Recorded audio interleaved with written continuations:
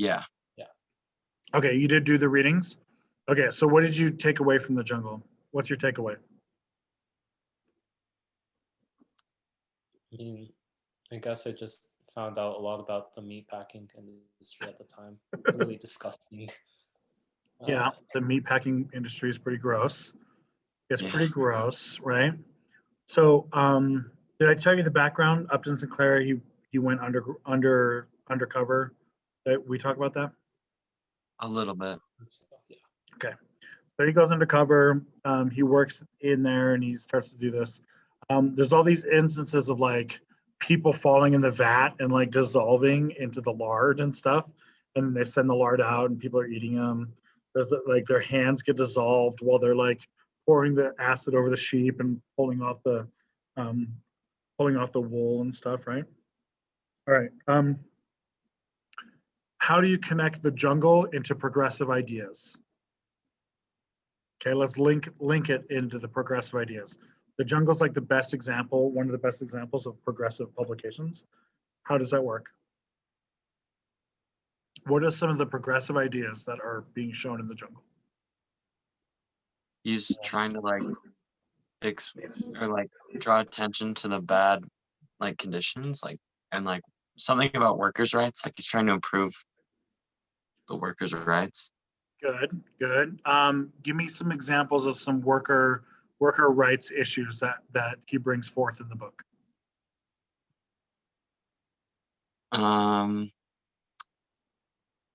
Just is like the danger they're in. Like they're working in a dangerous workplace, and with, I don't know, like all the danger of like losing body parts. Like, okay, all right. Give me another example, Eric. It's also pretty unsanitary. I Okay. think he talked about like the manure people who were working with the manure, and Right. said that they were like permanently smelled like manure because of how long they had to work around that. Yeah, exactly. Okay, so workers' rights are definitely, when Sinclair writes the book, he writes his book as a workers' rights book. That's what he intends it to be written as. When Americans read it, they see that as the secondary issue, right? What do you expect the Americans to react as the primary issue? What would you expect? The nasty meat. Yeah, right. Americans are mostly pissed off that their meat is so gross, right? That their meat is so gross and so like diseased, and like the manure's mixed in and the rat poison and like body parts and stuff and all this stuff, right? Um, so we have health problems, health issues. Okay, this is going to prompt a lot of uh, like the Food and Drug Administration and like food inspections. They're going to do a lot of this. A lot of that is going to come out of this book. Okay. All right. I want to jump ahead in time a little bit. Okay. So Sinclair is during Roosevelt's presidency. We're going to jump ahead a little bit. We're going to jump to Taft. So Taft is the next president, but we're not going to spend a lot of time with him. Really, all you need here is that he's got a mustache. Okay. Let's have a moment of silence. Taft is our last mustachioed president. So a moment of silence for the facial hair that is not become. Okay. All right. So that's good. We have to take a moment. I mean, the 19th century gave us so many good facial hair. From this point forward, they're not going to have any more. Taft is basically Teddy Roosevelt's handpicked successor. And so he basically just continues doing all of Teddy Roosevelt's things, basically, right? And he's known for being Teddy Roosevelt's successor and being fat. And that's it. He's about 300 pounds and he gets stuck in his bathtub. Okay, so let's jump ahead. This is during Taft's presidency, okay? The shirtwaist protests. All right, so first off, what's a shirtwaist? Here's a shirtwaist. Okay, draw it into your notes real quick. Draw what these shirts look like.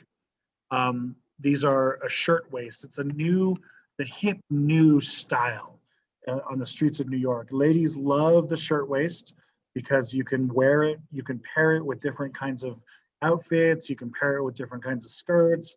It tucks in, so if she's feeling a little bloated, she can hide it. Plus it still looks feminine and nice and curvy, right? makes her look both formal and feminine. This is like the new hip style. Now, this shirtwaist is being manufactured primarily in New York City, and it's the hip and cool thing in New York. And of course, once it becomes hip in New York, it becomes hip everywhere else, of course, right? Because New York leads all the trends and stuff, right? The shirtwaist factories, there's a series of these factories that are all working on these. And these factories are largely populated by women, almost totally women, okay? And most of these women are immigrants. So this stands out. Most factories are men. Most factories are men, and you're gonna have very, very few women who are like working in coal mines or like metal works or like automobile factories, right? Very few women. But in the fashion industry, in the clothing industry, you're going to get lots and lots of women working in there because the clothes are, easier to pick up, they're easier to handle, right? Plus, there's this bias that sewing is a woman's job, So we're going to get a lot of women working here. One that matters to us is a girl named Clara Lemlich. Clara Lemlich, she is 14 years old when this starts. She is an immigrant. She's an immigrant from Eastern Europe. She speaks English with an accent. And she doesn't like how she's being treated in the workplace. She works for a company called Triangle Shirtwaist Company. She works for this company. Now, this company is famously bad, okay? They treat their workers pretty badly.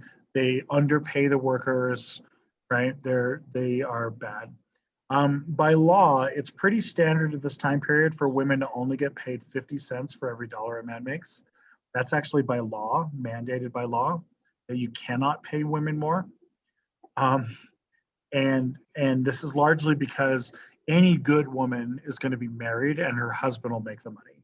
And her money is like a bonus, right? That's the old sexist idea that we're dealing with here, okay?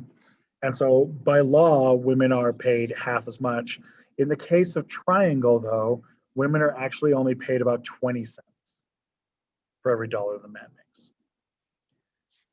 So the labor unions, this is the progressive era. So labor unions are strong. They're protesting all the time. They're boycotting all the time, right?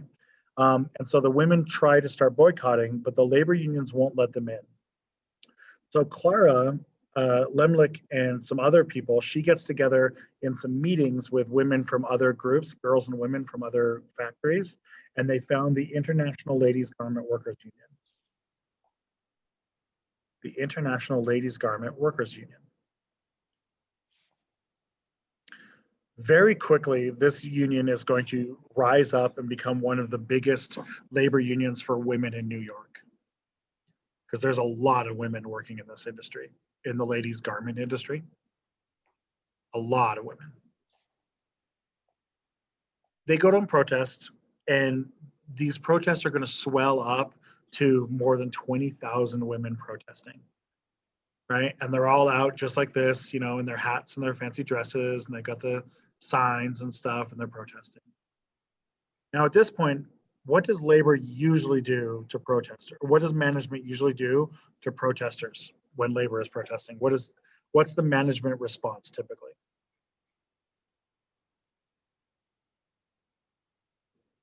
Do they just say, okay, we really appreciate your input, have a raise? No. What do they do? Do they fire them? Or Sometimes, if you can fire them, they do fire them, right? But what else? Do they just leave these protesters alone? no? What do you do? I don't know, law enforcement, because aren't they working with the police kind of? So Do they have- oftentimes, yeah, they're working with the police or the army, right? But more common actually is that they just hire the mafia, and the mob sends a bunch of thugs over, and the thugs beat up the protesters. That's the most common way to deal with protesters at this time period. Okay. But can I send the mob to go beat up a 14-year-old girl and a bunch of women? No, that's not going to work, right? Because people are going to think I'm a monster just because I sent an armed mob boss to go fight this 14-year-old girl. Just because I did that, suddenly people think I'm a monster, right? So what they actually end up sending people to like intimidate people, but then they also hire prostitutes to go fight the women. The prostitutes are already, the prostitutes are already selling their time, and so you just hire the prostitute for an hour and have a whole cartload of prostitutes show up and they just start beating up on the girls. This is the kind of stuff that's happening in this protest for months and months on end. Okay. Eventually, what's going to happen is Triangle and some of these other companies, they're losing so much money because they have no workers and the workers aren't crossing the picket lines. No one will work for them because they're so nasty. They're treating the people so badly, they're paying them so poorly that eventually management gives in and gives them a raise all the way to 38 cents.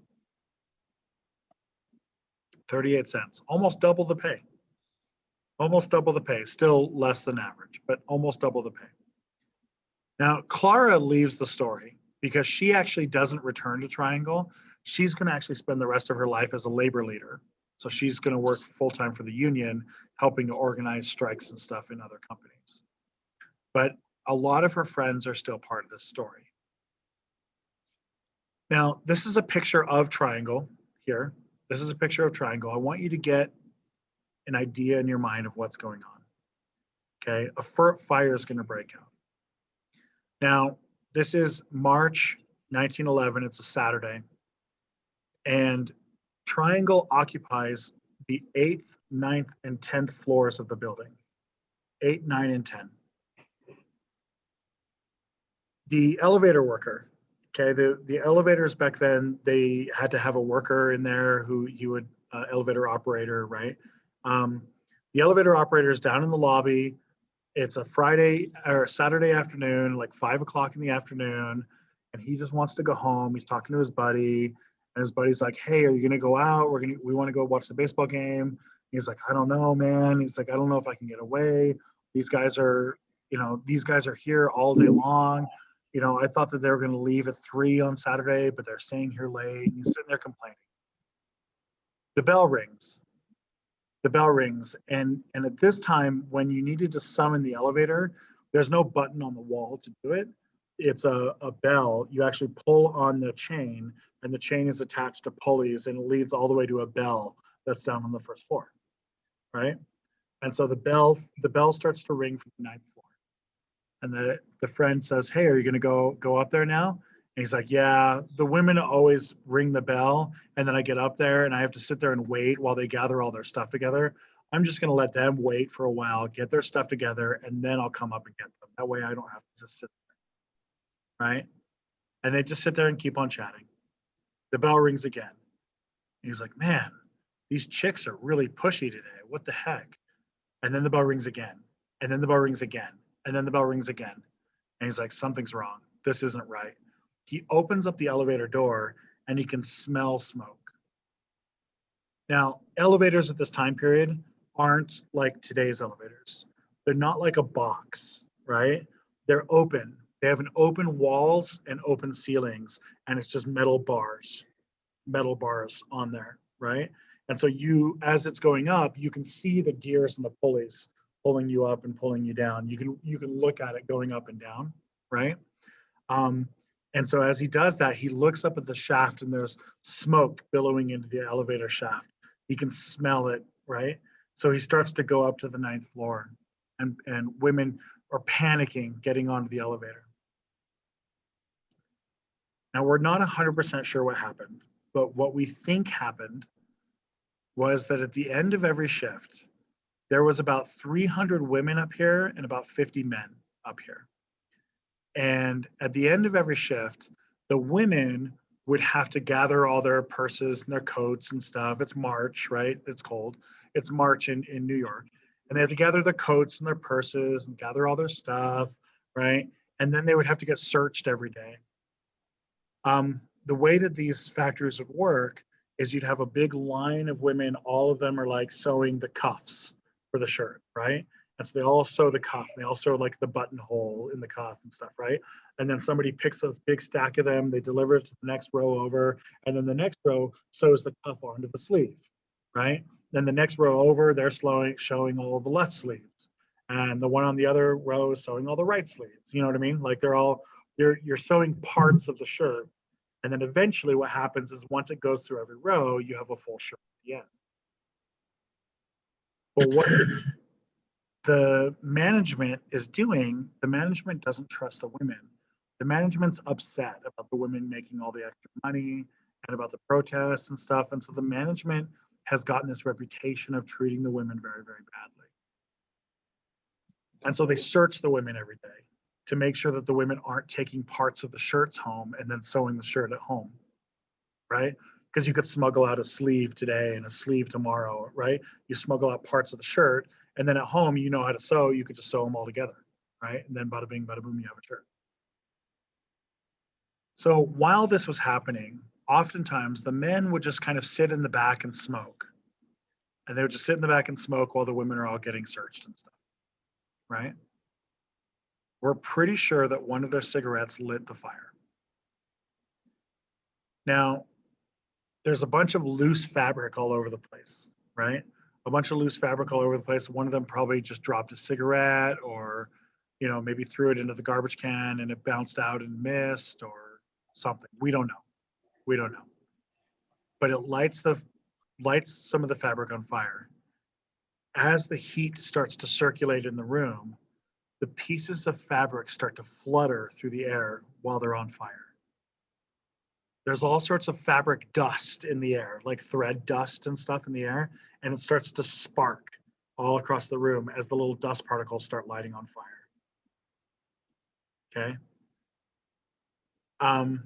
What we do know is that the fire goes from no fire to a blazing inferno in about 5 minutes. Okay. Now, one of the women on the ninth floor, remember, triangles occupying 8, 9, and 10, right? One of the women on the ninth floor, she uses this new invention called a telephone, where she calls to the 8th floor and says, there's a fire, you need to get out, right? But the fire comes to her so quickly that she runs away and leaves the phone off the hook. Now, telephones at this time period only shared one line for the whole building. So if any receiver is off the hook, then no phones anywhere can be used. And she left the phone off the hook. She warned 8th floor, and 8th floor does get evacuated, and 8th floor is okay. But 9th floor is stuck. 10th floor doesn't even know what's happening yet. Now, all this burning fabric flying through the air comes out of the windows and gets sucked in by the fans onto the 10th floor. And it starts to burn in through the 10th floor, and no one even told the 10th floor yet. Now, a bunch of the people run for the exit. Okay, they run for the exit. The fire is burst by the stairway, so they can't go to that stairway. So they run to the other side to get to the Green Street side, to get down that staircase. But the door is locked. That's the management stairway that the men use, and they lock the door so that the women don't try to sneak out. The door is locked from the outside. They can't open it up. Okay. Now the elevator continues to come up and take people down and come up and take people down and come up and take people down. The elevator can hold about 12 people, and they're fitting about 20 people into the elevator every time, right? But the problem is the elevator isn't made for that much weight, right? It's not made for that much weight. And so the more people you put in there, the slower it is. And the more difficult it has slowing itself down as it goes down, right? So it's hitting the ground hard and slamming the ground which is damaging it, it's hurting it, right? Eventually what happens is that the heat gets so bad that the elevator shaft starts to bend and warp with the heat, and the elevator can't go up anymore. Okay, so the elevator does go up to the 10th floor and start evacuating people. It does successfully get a bunch of people off the 10th floor, but it can't go any further, right? It can't do it the whole time. Women start throwing themselves down the elevator shaft in an attempt to try to get themselves onto the elevator, but there's no roof. It's just bars. And so what happens is the woman falls down as the elevator is going down. She hits the bar and her body just snaps in half as it hits the bar and falls on the crowd inside. Right? We have multiple women who do that. Multiple women. The 10th floor, the inferno breaks out on the 10th floor. They can't go down the stairs because the doorway down the stairway is blocked. They go down the other side. A bunch of people get out they have an outside fire escape on the outside. You know, you've seen those ones before, right? The stairs are on the outside. But the outside fire escape can really only hold about 300 pounds. And as soon as 7 or 8 women get on it, the fire escape breaks off from the side of the building and falls. A lot of the women on the 10th floor can't get out. They can't go down because the 9th is on fire, and the fire's coming up through the floorboards now, right? So they go up to the roof. The 10th is the top story. Okay, the 10th is the top story of the building. So they get up on the roof, and we have a whole bunch of women up on the roof trying to get up there. The people in the building next door, they hear what's going on. They smell the fire. They hear what's going on. They look and see what's going on. And that building is a little bit higher. It's like a 12-story building, the next door one. And so the men that are working in that building, they go and they get ladders and they push the ladder out of their 11th-story window and across the alleyway, right? So a lot of women are able to crawl across the ladder along the 10th story of this building, over 10 stories down, and then the men grab them and pull them in on the side, right? They are able to save a bunch of women that way. They save about 20 women that way, 20 or 30 women. Eventually the fire starts coming through the roof and it's too much. The women start throwing themselves off the balconies, throwing themselves out the windows, because as their dresses light on fire and their hair lights on fire, they'd rather fall and die than burn and die.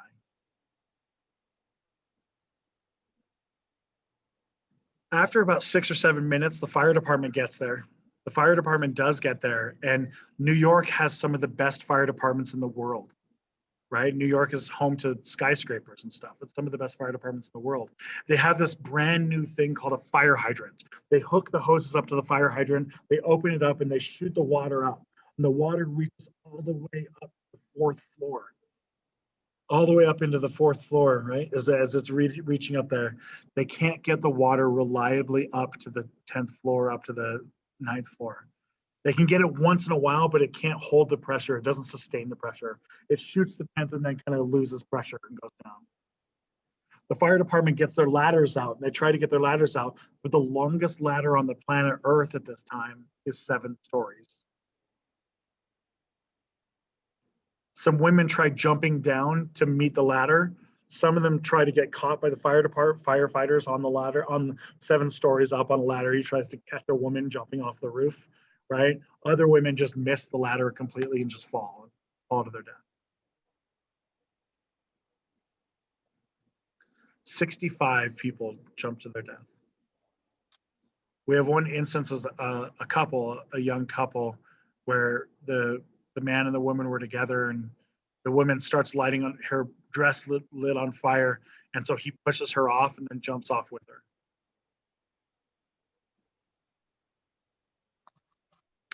"65 people fall to their death. In total, 146 die, 76 injured. Most of them women. I think it's like 6 or 7 women. I think it's like 5 or 6 men died, but 140 women died. And girls. Remember, how old was Clara? 14, right? So a lot of these are girls. When the fire department goes up to the building, they start to inspect this, and they start to get the bodies out, and the burned bodies, and they find by the big door, big metal door, right? They find a whole bunch of bodies by the big metal door. They find fingernails scraped into the metal as they were trying to break through. The door's got all these bang marks because there was one of the guys who was there trying to smash through the door, right? He didn't make it. He burned his body. It's one of the bodies they found. There's so many bodies that New York has to close down one of its piers, and lays the bodies out so that people can come and identify their loved ones. Photo ID is not a thing yet, like it doesn't exist yet, right? And so people have to come and identify the bodies. But there's a lot of these bodies that are so badly burned that they can't really tell who they are. They have to identify them on the buckle on their shoe or something like that. There's a man who comes and he finds his wife because he can identify her wedding ring, right? But then he eventually finds his daughter also, and then his other daughter. One guy lost his wife and 2 daughters in the fire. There's one woman who frantically comes into the pier. She starts looking through. She finds her daughter's body and she starts to scream out, right? Scream out at her daughter. But what they find is that her daughter's dress has been ripped off. And the daughter had $5,000 sewn into the inside lining of her dress. The entire family's savings for the last 6 years, that the entire family had been saving this up because they were trying to buy their own house. But they lived in an immigrant tenement house with 5 other families, and they couldn't trust anyone to leave the money at home. And so the girl had taken to sewing the money into the inside of her dress. Somebody knew about it and raided her body and ripped her dress apart from her body on the ground. She threw herself off in order to, she knew she was going to die, but she wanted to save the money so her family could still buy a house. The bodies get looted pretty early on, but eventually they identify all the bodies. New York holds a funeral procession through the streets. But people are angry. They're upset. New York has had fires like this in the past, but nothing like nothing like this. This is bigger and it's worse, right? It's worse because it's women, it's girls, right? We have more sympathy for girls, right? Like society has more sympathy for girls than it does for boys. If you see a homeless woman, you're more likely to give her money than a homeless man.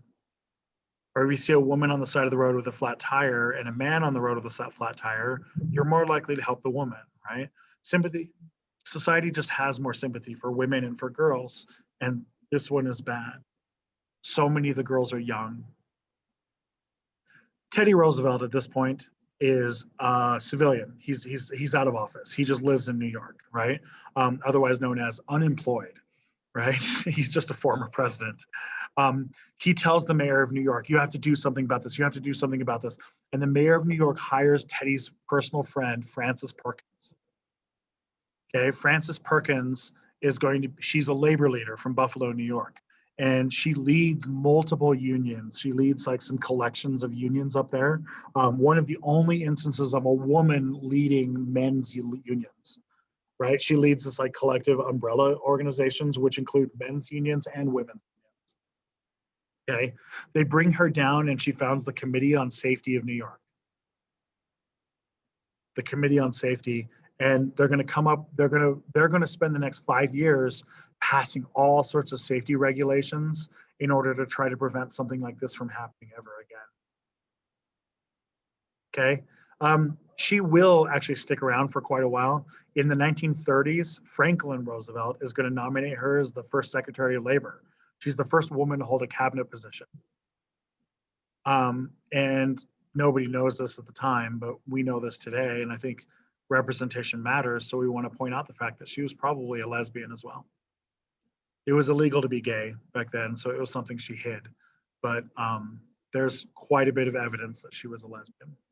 Quite a bit of evidence that she was a secret lesbian, right?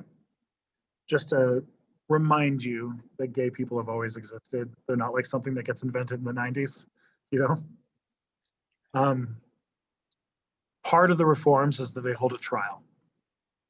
They bring Max Blank and Isaac Harris onto trial, right? These are the owners of Triangle, themselves immigrants, right? This is pictures from Triangle as they were coming through here, cleaning it out. The fire department finds the deadbolt on the block, and they bring it to court where the deadbolt is clean silver. Most of it is black charred metal, but there's a section of it that's clean silver. What does it mean that it's clean silver? What would keep the bolt clean silver? If it had been locked, Yeah. Right? The bolt had been locked from the outside. And so the ash and the soot and the smoke and stuff, right? It didn't burn the lock because as soon as they pull it out, you can see that the silver stuff had been underneath it, had been locked into the thing, right? They show this as evidence that Blank and Harris had locked the doors and had reckless, negligent homicide. But the court case, the lawyers take advantage of the fact that the women are almost all girls, first of all. I keep saying women, but most of them are like 15. Most of them are like 15 and 16. They take advantage of the fact that most of these girls don't speak English or don't speak English very well. And so the lawyers pick away at their accents.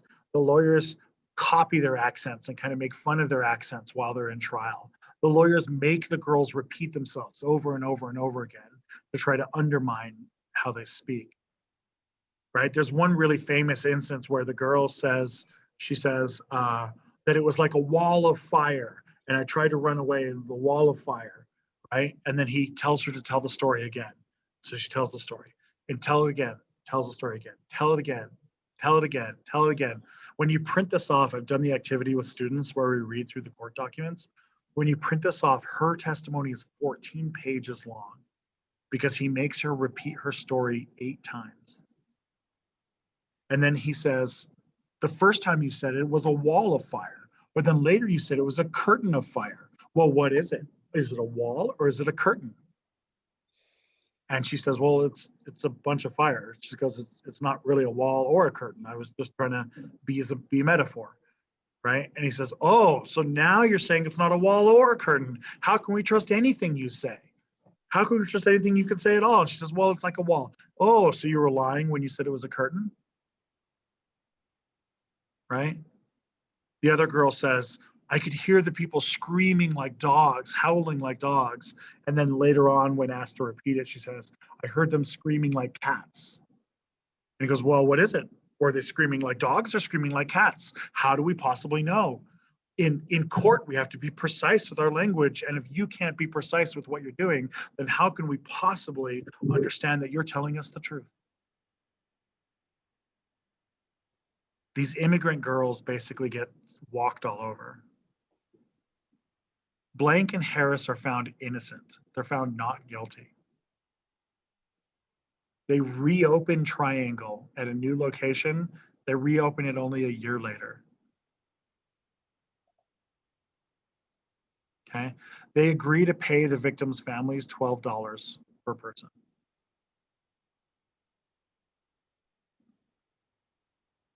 So you lost your sister, $12.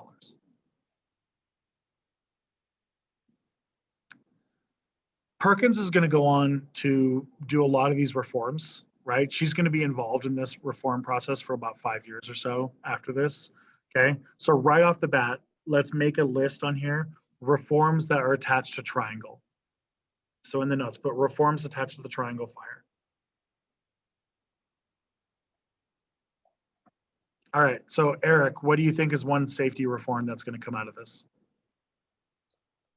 Better fire escapes. Okay. Better fire escapes. That's good. Put it on there. All right. Eli, give me another one.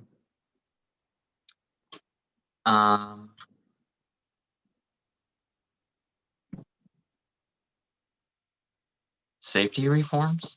Like, Yeah. What kind of safety reforms? I mean, is that what you're asking for? Yeah. What kind of safety reforms? I'll bet you can predict a bunch of these that are going to come out, right? Because she's going to come out with like 50 or 60 different reforms. So better fire escapes is one. So put that in there. Okay. What's the next one? Give me another one, Eric.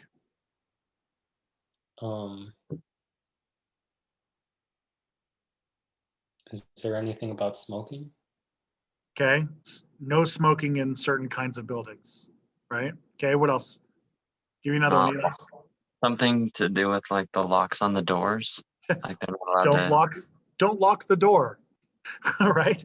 Don't lock the door. So they make it so that all doors have to be able to be opened by people escaping, right?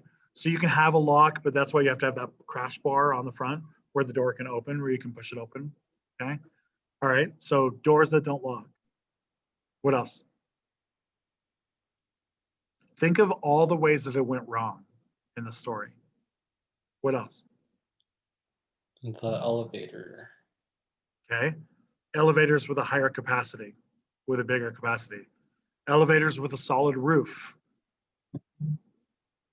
Um, What else? is there a change to like a call system for elevators maybe? Okay. An alarm system, fire alarms. They make it right because nobody warned the 10th floor. But if you had a fire alarm on the thing, then 10th floor would know. You wouldn't have to call them up, right? Okay. What else? How about fire extinguishers? You need to require fire extinguishers, and you need to require multiple fire extinguishers. Okay. What else? Think about the fire department. What else? Longer ladders, better hoses. Longer ladders, better hoses. They're actually going to pass regulations that you can't build higher than the fire department can evacuate. Right? You can't build higher than the fire department can evacuate. Okay? More stairways, wider stairways, better stairways, right? Fire escapes that can hold more than 300 pounds, right?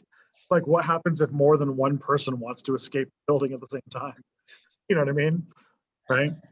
They're going to get all sorts of reforms in here, and it's going to also include things like a 54-hour work week. They're going to eventually create the a weekend. They're going to eventually create a minimum wage. They're going to put a limit on working hours. They're going to put regulations about what kind of lighting you have to have, what kind of lighting you have to have, what kind of bathroom accessibility you have. They're going to go into lots of these different regulations. And when New York makes the regulation, New York is oftentimes leading the country in these regulations, right? And once New York does it, then it starts to spread through all the different cities, right? So Triangle really stands out for a couple of reasons, okay? First of all, it's girls, it's women and girls, right? It's not like a coal explosion, a coal mine exploding with a bunch of men in it, right? It's not like that, okay? The second, because it's in New York, it gets spread around the country faster than if it were to be in like rural nowhere Kentucky. You know what I mean? Okay. Um, the other thing is that it's almost entirely preventable. How many points in the story could we have saved lives? Right? Over and over and over and over again, we could have saved lives, right? And they could have saved lives basically for free. Like if they're not expensive things to unlock the door, that's not expensive, right? It costs you literally nothing to unlock the door, right? And so, you could have saved how many lives, right? Most of those lives had you had, with almost no money at it. Okay. We use the triangle shirtwaist fire because it's a really, really good example. It has the protest movement, which is attached to the way management responds. It has the safety stuff. It has the tragedy itself. It has the safety regulations afterwards, right? On your test, triangle shirtwaist is likely to show up as a multiple choice test question, right? But it's also very likely that you're going to get an essay question, where the essay question will be something along the lines of, describe how workplace safety changed during the progressive era, right? Like your questions will be something like that.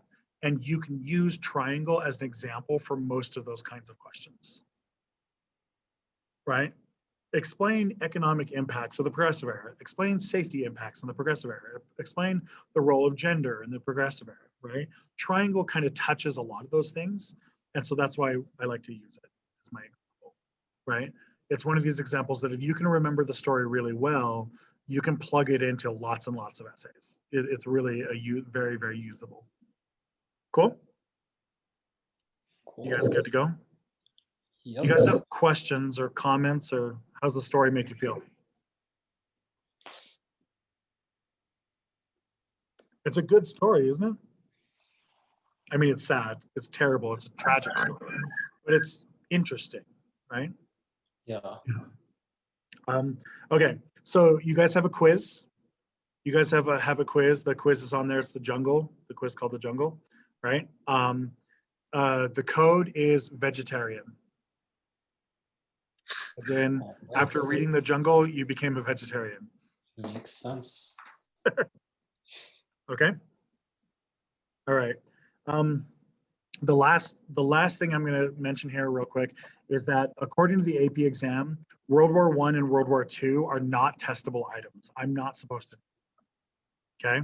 They aren't on the test. I'm not supposed to teach them. I think that's kind of silly. I normally do teach them because I think you are just like a citizen of Earth and you should know that, right? But because we don't have our Fridays, we lost like 20% of our class periods. And so I'm very, very worried about covering everything before the test, right? So we talked about it, we voted on this in class. I'm going to do a World War I lesson after school, an optional one, and a World War II lesson after school as an optional one, right? Both of them are optional. Both of them are going to be extra credit. You're not required to join, right? But there was almost everyone in the room wanted to learn it, but I also don't know if I can spend the time in class on it. Okay.